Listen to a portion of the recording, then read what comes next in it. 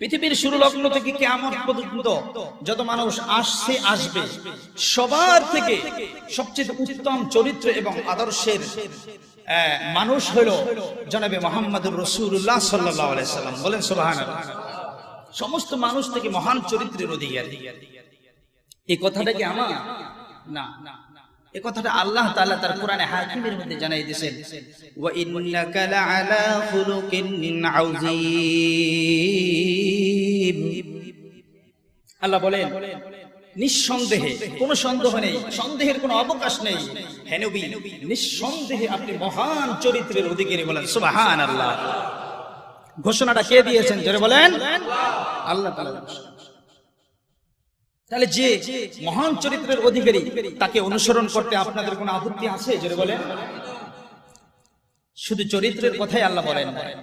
আল্লাহ বলেছেন, ও দুনিয়ার মানুষ, তোমরা আদর্শবান হতে চাও, তুমি তোমার সন্তানকে আদর্শবান বানাতে চাও, তুমি পিতা হিসেবে আদর্শবান পিতা হতে চাও, ব্যবসায়ী হিসেবে আদর্শবান ব্যবসায়ী হতে চাও, রাষ্ট্রনায়ক হিসেবে আদর্শবান রাষ্ট্রনায়ক হতে চাও, তাহলে শুনে রাখো, লাকাদ কানা লাকুম ফি রাসূলিল্লাহি উসওয়াতুন হাসানাহ। আয়াতের মধ্যে বলেছেন, লাকাদ কানা লাকুম ফি রাসূলিল্লাহি, রাসূলুল্লাহ সাল্লাল্লাহু আলাইহি ওয়াসাল্লামের মধ্যে তোমাদের জন্য রয়েছে উসওয়াতুন হাসানাহ, উত্তম আদর্শ। বলেন সুবহানাল্লাহ। সুতরাং কোন মানুষ যদি আদর্শবান হতে চায় রাসূলের অনুগত্য করতে হবে। শিশু যদি আদর্শবান শিশু হতে চায় রাসূলকে অনুসরণ করলে আদর্শবান শিশু হওয়া যাবে। পিতা হিসাবে যদি আদর্শবান পিতা হতে চায় রাসূলকে অনুসরণ করতে হবে। স্বামী হিসাবে যদি আদর্শবান স্বামী হতে চান রাসূলকে অনুসরণ করতে হবে। ব্যবসায়ী হিসাবে যদি আদর্শবান ব্যবসায়ী হতে চায় রাসূলকে অনুসরণ করতে হবে। সমাজের নেতা সমাজ সেবক আদর্শবান সমাজ সেবক হতে চাইলে রাসূলুল্লাহ সাল্লাল্লাহু আলাইহি ওয়াসাল্লামের আদর্শকে গ্রহণ করতে হবে। রাষ্ট্র পরিচালক যদি আদর্শবান রাষ্ট্র পরিচালক হতে চায় সেজন্য রাসূলুল্লাহ সাল্লাল্লাহু আলাইহি ওয়াসাল্লামের আদর্শকে গ্রহণ করে। রাসূলুল্লাহ সাল্লাল্লাহু আলাইহি ওয়াসাল্লামের আদর্শকে গ্রহণ করলে আদর্শবান সন্তান হওয়া যাবে, আদর্শবান পিতা হওয়া যাবে, আদর্শবান স্বামী হওয়া যাবে, আদর্শবান ব্যবসায়ী হওয়া যাবে, আদর্শবান সমাজ সেবক হওয়া যাবে, আদর্শবান রাষ্ট্রনায়ক হওয়া যাবে। বলেন সুবহানাল্লাহ। উসওয়াতুল হাসানাহ। তোমরা যদি আদর্শবান হতে চাও তাহলে আমার রাসূলুল্লাহকে অনুসরণ করো। সুবহানাল্লাহ। শুধু কি তাই, আমরা দুনিয়ার প্রত্যেকটা ক্ষেত্রে বরকত চাই, রহমত চাই, এজন্য ইমাম সাহেবদের কাছে দোয়াও করাই। কি বলেন ঠিক না? হুজুর ব্যবসার মধ্যে যদি বরকত হয় একটু দোয়া করেন। তুলার ব্যবসার মধ্যে যদি দোয়া হয় এজন্য তুলার মালিকরা দোয়া করা।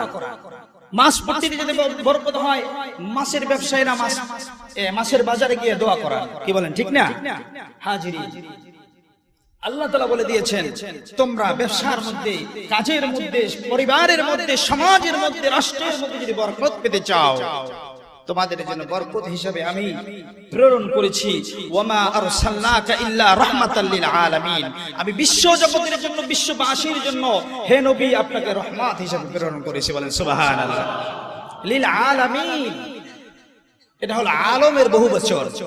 ব্যাকরণ, আরবি ব্যাকরণের মধ্যে এসেছে আলম, অর্থাৎ পৃথিবীর শুরু থেকে শেষ পর্যন্ত শুধু মানুষ নয়, যত মাখলুকাত আছে আলম জগতের মধ্যে, পশু পাখি গাছপালা যা আছে সকলের জন্য বিশ্ব নবীকে রাহমাতুল লিল আলামিন হিসেবে প্রেরণ করেছেন। সুবহানাল্লাহ। লিল আলামিন।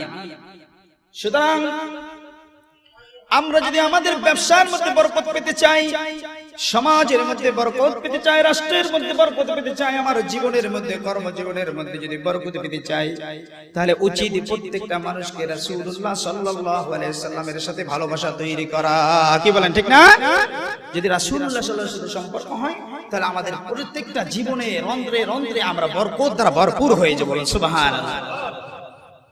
হাজিরিন, এই কথাটা সাহাবায়ে আজমাইন বুঝতে পেরেছে। এই আয়াতের অর্থ পাহাড় বুঝতে পেরেছে, গাধা বুঝতে পেরেছে, সমুদ্রের মাছ বুঝতে পেরেছে, এজন্য তারা সকলে রাসূলকে ভালোবেসেছে। বলেন সুবহানাল্লাহ। কিন্তু আমরা অজ্ঞ মানুষ বুঝতে পারি না যে রাসূলুল্লাহ সাল্লাল্লাহু আলাইহি সাল্লামের জীবনের মধ্যে রয়েছে বরকত, রাসূলকে ভালোবাসার মধ্যে রয়েছে রহমত এবং বরকত। আমরা বুঝি